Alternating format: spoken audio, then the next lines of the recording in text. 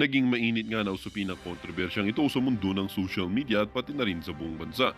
Nag-alab ang tensyon sa pagitan ng administrasyon ni Pangulong Kuting ng Norte Jr. at ng matataas na opisyal ng militar matapos ang ulat na umano'y pambabastos ng Pangulo sa ilang mga general ng Armed Forces of the Philippines or AFP. Ayon sa mga insider, nagkaroon ng seryosong alitan sa mga bulong kung saan umano'y nagbanta pa ang Pangulo na tigilan ng ilang opisyal na taliwas sa kanyang mga plano. Ang naturang insidente ay nagdulot ng pagkabahagi na sa hanay ng AFP na ngayon tila nagiging bukas sa posibilidad ng mas malaking pagkilos laban sa administrasyon. Marami sa mga general ang nagpakita ng pagkadismaya sa pambabastos at tila pagsakil o pagsikil sa kanilang kapangyarihang magdesisyon para sa seguridad ng bansa. Ayon sa ilang mapagkakatiwalaang ulat, nagbabadya na ngayon ang posibilidad ng matinding bakbakan sa pagitan ng mga puwersa ng gobyerno at mga taga-suporta ng mga sinibak na general. Tumindi rin ang panawagan mula sa iba't ibang sektor na magbitiw si Presidente Kuting ng Norte lalo na nagkakaroon na ng kawalan ng tiwala mula sa hanay ng militar. Samantala, nananatiling tahimik ang palasyo sa gitna ng kontrobersya, subalit ayon sa ilang opisyal, may ginagawang akbang ang pamahalaan upang masugpo ang lumalalang sitwasyon at may balik ang kontrol sa AFP. Ang katanungan ng bayan, ito na ba ang simula ng mas malaking banggaan sa pagitan ng militar at ng administrasyon at paano ito maapektuhan ng seguridad at katatagan ng ating bansa? Well, para nga sa kabuang detalye ay panoorin na lamang natin ang buong video. At kung hindi ka pa naman nakapag-subscribe sa ating channel ay mag-subscribe ka na para lagi kang maging updated sa ating mga bagong videos na ina-upload araw-araw. At syempre mga kaibigan, huwag nyo rin pong kakalimutang mag-iwan ng like at i-share at mag-subscribe sa ating channel para lagi-lagi tayo or patuloy po ang pag-upload natin ng mga balitang katulad ng ganito at maging aware na rin tayo sa kung anong nangyayari sa ating bansang pinakamamahal na bansang Pilipinas.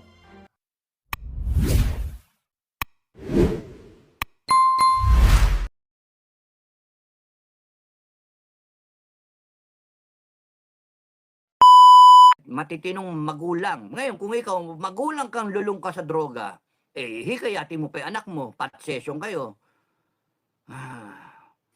Baka pati kayong mag-anak, kayo mag-o-orgy.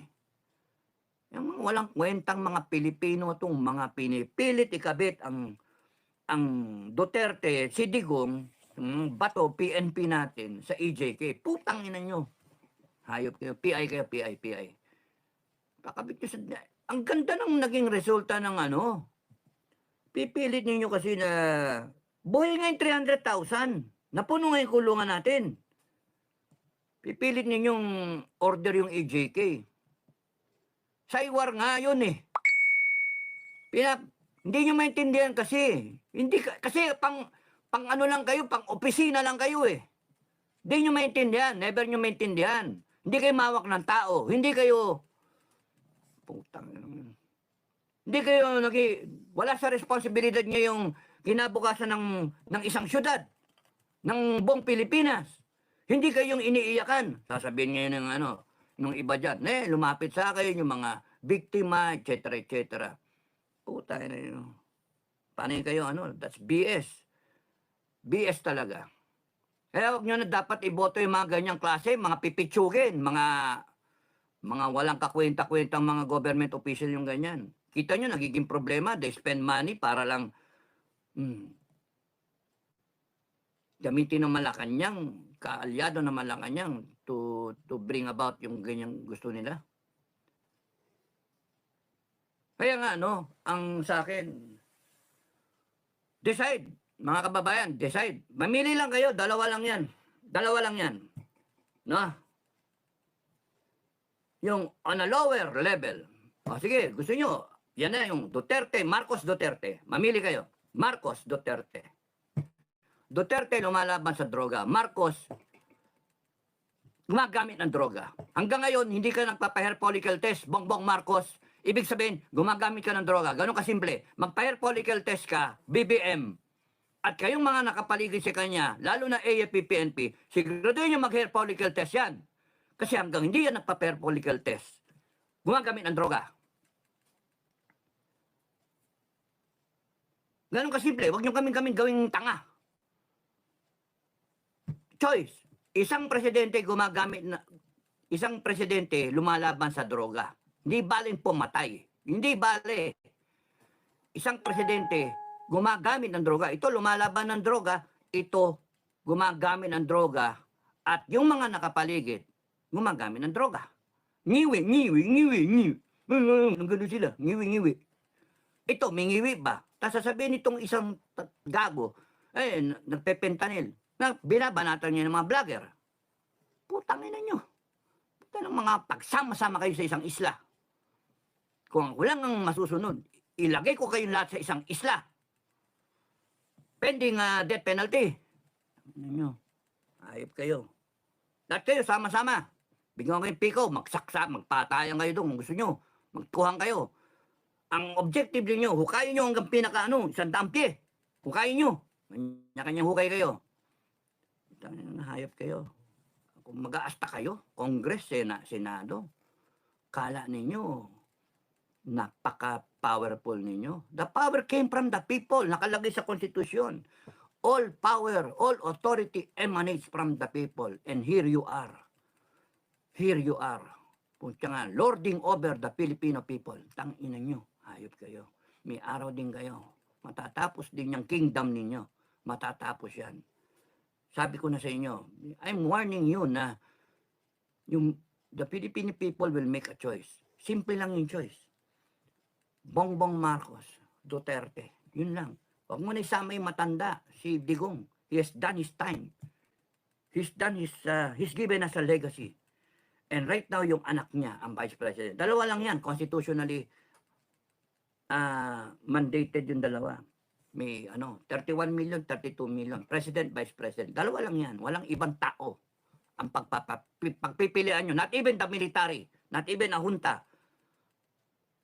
If there will be a revolutionary government, it will be Sara Duterte who will declare the revolutionary government, not the military, not any council. It will be Sara Duterte who will implement a revolutionary government. It's a choice. The people will give her the choice and she still has a choice. Gusto niya, ayaw niya. Gusto niya, ayaw niya. Ganun lang yun. Bongbong Marcos, Duterte, isa, gumagamit ng droga. Hanggang ngayon. Nag-air polycol, ayaw eh. Oh. Ano doon? Depensa kayo, kahit anong gawin yung depensa. Napaka-obvious, huwag nyo kaming gawin tanga. Ayaw pa sa Sara Duterte, lumalaban sa droga. At least nagpo-pronounce siya na problema yung yung droga eh. She is aware of the problem. Mamili kayo. Okay, one level up. Mili kayo. Kung sino pipiliin nyo dyan, magiging leader na susuportahan nyo. Pwede naman kayo, gusto nyo, suportahan si Marcos. Sige, suportahan natin lahat si Marcos. Oh, Marcos, pula. Pula ko ha. Marcos! Marcos! Oh, Marcos forever! May bagong... Bagong... Ano yung kanta niya? Bagong Pilipinas, bagong bangag. Oh. Bangag ikaw, bangag ako. Lahat kami, mga bangag. One level up. Mamili kayo, Duterte, Marcos. Kung sino piliin nyo, one level up. Pilipinas na narco state. Pilipinas na bangkarote. Financially, bangkarote. Ang pinakamasakit doon, bangkarote sa moral standards. Bankrupt. Kung isipin mo, bankrupt ka sa moral fiber, buta yan yan. Yun yung mangyari sa Pilipinas. With the Marcos. Liwanag eh, kitang-kita eh, doon pupunta eh. Narco state. O kaya, para tayong pwede tayong pumunta doon sa avenue ng Ukraine. Gutay-gutay tayo. Kita niyo yung Makati, yung BGC, Ortigas, lahat yan. Yung business district sa Araneta, giba lahat yan. Tangin ng mga yan. Girayan pa naman ng China eh. Tingnan nyo. Doon, pwede. Doon tayo pupunta. Maraming patay ng Pilipino. Giba-giba tayo. Style Ukraine o style Style Gaza. Sasagasaan lang tayo. Wala kaming magagawa, FJ, wala kaming magagawa, wala kaming missile wala kaming ano wala nga kaming baril Ang magagawa lang namin ay protektahan yung mga kababayan natin, yung mga pamilya. Umalis. Kasi magigiba yung ano ninyo Wala na. Grabing dusa yon. Kaya pwede tayong dumaan Pwede tayong dun, yun ang tahakin natin Pagka si Marcos. Putang yun ang mga yan, hayop yan. Party dito, party doon. Sige. Punta ka na nyo. Depensahan nyo si Marcos. Sige. Makikita yan. Makikita yan in the future na tama o mali. Alam ko tama ako. Alam ko tama kami. Kami ni Bukay, kami mga FGF. Alam ko tama kayo, mga sumusuporta. Dito sa kabila. Sa malinaw. Kung ito suportahan nyo, pwedeng magresulta sa narco state tayo. Pwede tayo. Bangkarote na nga bangkarote. Nagbebenta na ng ginto nasa yung pinagbenta ng ginto. Kumukuha na nga ng pondo sa PhilHealth. 90 billion. Buti nga napigil ng Supreme Court. Naniwala kayo susundin yung Supreme Court? Tang na mga yan.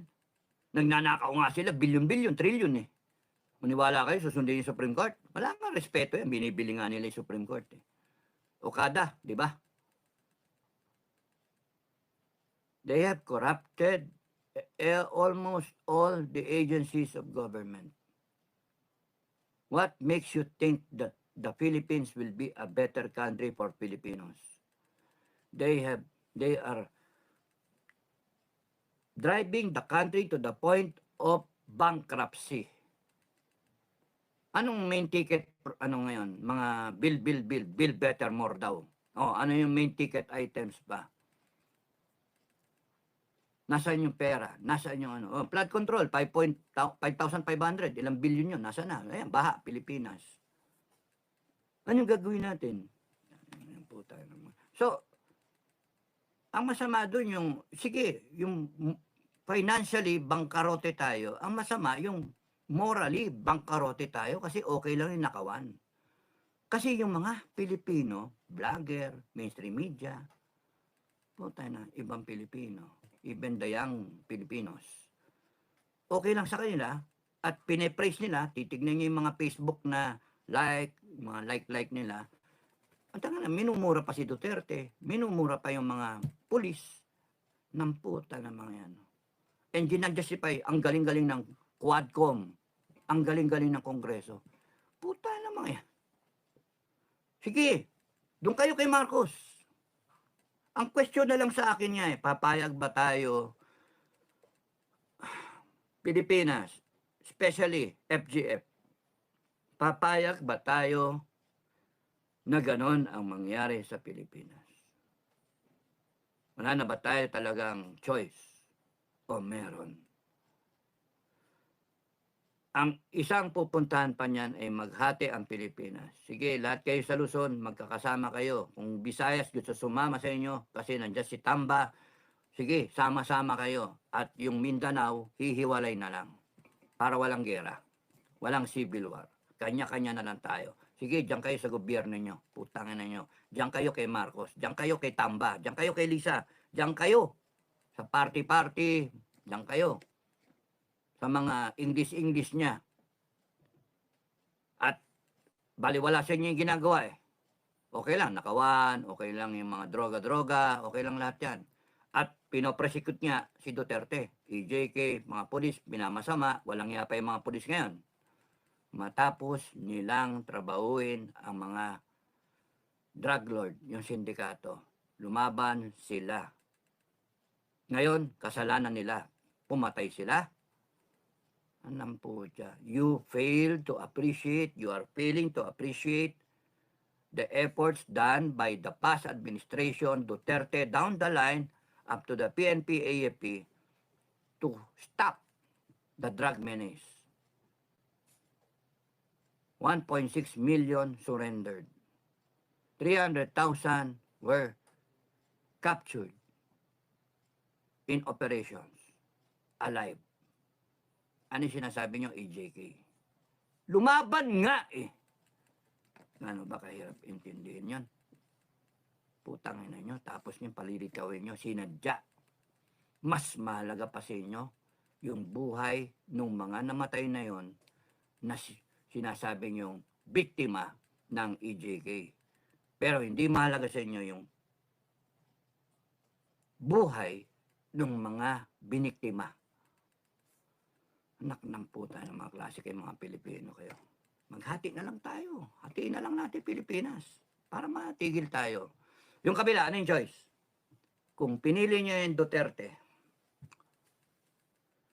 lumalaban sa droga, ayaw ng nakawan, lumalaban sa korupsyon. Alam ko, FGF, neutral tayo eh. Pero, tatanungin ko kayo, FGF, kung may choice, kung ano yung gusto nyong choice. Di ko ipipigilan. Gusto nyo kay Marcos, doon kay Marcos. Yung gusto kay Duterte, doon kay Duterte. There's got to be a choice. Yung, doon tayo sa tama. Yung isang pinuno, yung presidente ngayon, mukhang ilulubog talaga tayo. Yung isang pinuno, may pag-asa tayo. Pero hanggat hindi ka tumatayo, kainday, hanggang hindi ka tumatayo, manganganga ang Pilipinas. Ngayon, itong drive nito, birahin ng birahin tong mga Duterte, pamilya, para ma-ensure wala nang kalaban. Para continuous. At yung mga dilaw at mga komunista, sama-sama sila, babangon muli. Putang ina mga yan. Sila lang yung sasama-sama, babangon muli. Lubog ang Pilipinas, dinaan sa ayuda yung mga mahirap, mga tanga rin, yung iba, na okay lang, bilhin ka ng bilhin, basta dumadating yung ayuda. Ang pinambili, taxpayers' money. Pero habang ginagawa nila yon, they remain in power, they will remain in power for a long time unless kayo, you do something about it. Unless kayo, you make a choice for the country, for the future generations. Walang mangyayari sa atin pagka mali yung choice nyo. And then, ang ano doon, wala, tuloy-tuloy lang tayo lulubog. Ganong kabigat yung ano, pero namang problema sila. They want to be in power, they have to strike at the Dutertes and lahat ng kaalyado, isa-isa yan, una-una. And then, yung mga account, no? SOCMED account nitong mga kaalyado na nagsasalita lang ng freedom nila to express yung na alam nila, binibira, tinitake down. Kaya, mga kababayan, balik ako dun sa proclamation number 4, yung huli, no? Yung death penalty, no? Kasama doon yung mga, kasama doon yung, sa death penalty, yung mga fact checker, kasama doon. No? I would gladly kill everyone, each and every one of them, fact checkers, kung napatunayan na kayo ay sinupil ninyo ang right, freedom of expression ng mga Pilipino. Tumanggap kayo ng pera at nagpagamit kayo sa mga politiko na tarantado para supilin ninyo yung rights. Nasa Constitution natin yon. No law shall be passed. Dapat yon i-revise sa Proclamation number 3, yung sa Constitution. Na isa yon sa dapat i-revise. I want it on record na para hindi ko makalimutan. Kasama yun sa revision ng Constitution. No, kasi nakalagay doon, no law shall be passed abridging the freedom of expression. Dapat idagdag doon, no policy, no process, no system, no anything under the sun shall be adopted na pinipigil yung freedom of expression. So when it comes to SOCMED accounts, mga ganyan, hindi mo pwedeng basta-basta birahin. Otherwise, death penalty ka. Putangin na nyo. Death penalty kayo. Wala. Patay kayo. Tignan natin kung di kayo tumino. Ano yung community standard? Putangin na nyo. Ang community standard, death penalty. Patayin lahat ng tarantado. lahat ng gumagamit lahat ng sinusupil ang tao, inoppress ang tao. Freedom ng taong madinig ang ano. Kaya ang ginagawa niyong tanga ang Pilipino. Kaya tanga ang Pilipino. Because input, output, wala, yun lang ang ano, wala nang thinking process, wala nang critical thinking. Hayaan lang dapat natin mag-discern yung taong bayan. Mapakinggan niya to, negative, mapakinggan niya to, positive, etc. Let them decide. Hindi yung iaano mo, i-screenshot mo lang siya, ibibigay mo lang sa kanya all the positive things tungkol sa isang tao. Let them hear also the negative. So that yung society natin of Filipinos, alam kung paano tumingin ng tama at mali. Alam nila na ayuda, mali na. Putang ina nyo, ginagawa niya kaming tanga eh. Ginagawa niya kaming tamad eh. Yun.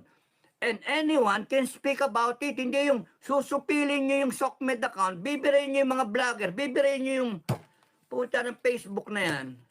Papatayin nyo yung mga account nila SAS, no? Nila Doc Lorraine.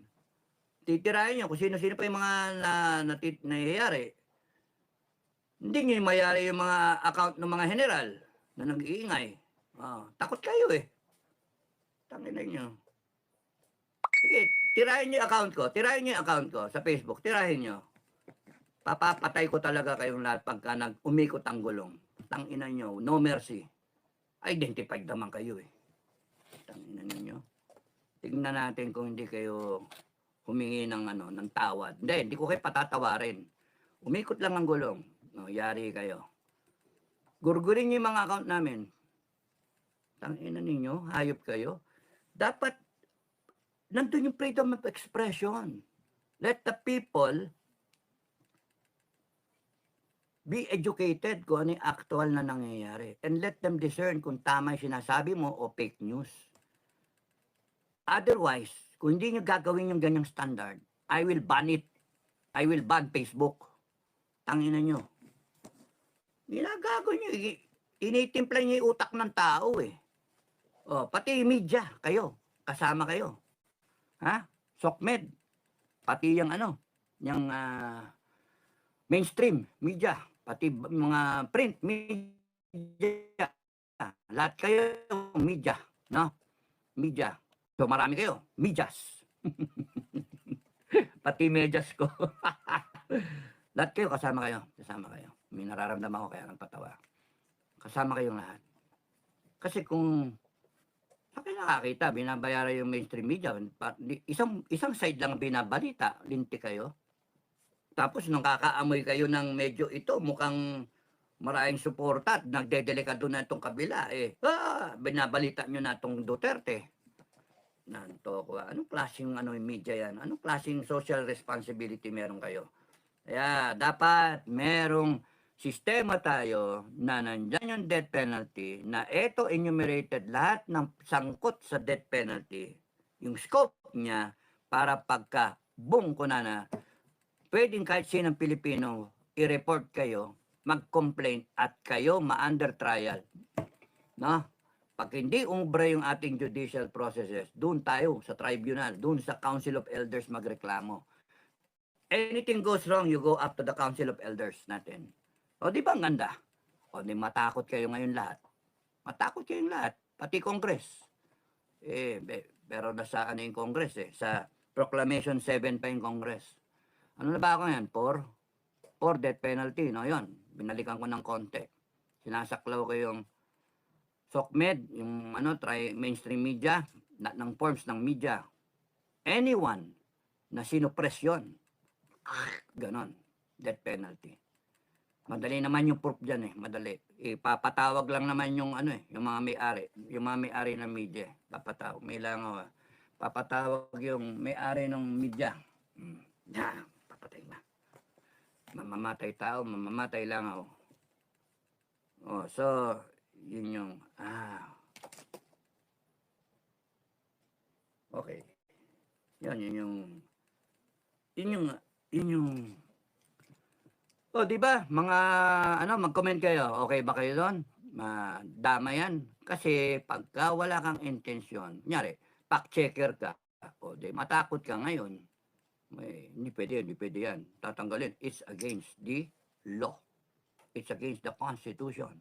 Kasi ni-revise. Inayos na eh. No law shall be passed abridging the freedom of expression. And no system, no policy, no rules, no standard, no regulation shall be adopted that abridges the freedom of expression. No Sockment account shall be taken down in the guise of community standards. Putang ina ninyo. Yung ganun ba? Kasi pagka binayari yun, ganun. Wala na. O di, dapat nga walang ganyang fact-checker eh. Para saan ba yan? Fact-checker. At kung sakali, sige, kung magkakaroon ka ng fact-checker, hindi isang side lang siya.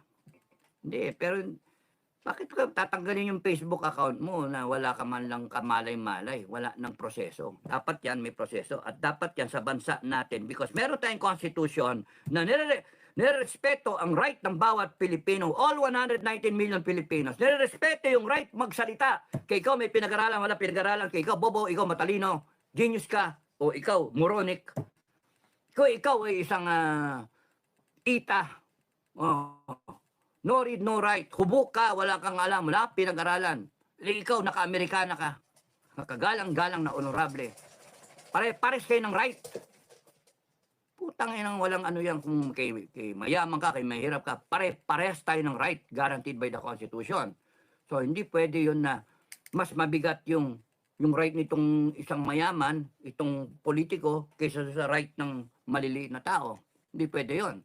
And gusto ko mangyari sa atin, pantay-pantay yung right ng mga tao because yun yung guarantee ng Constitution. Yun yung naratify.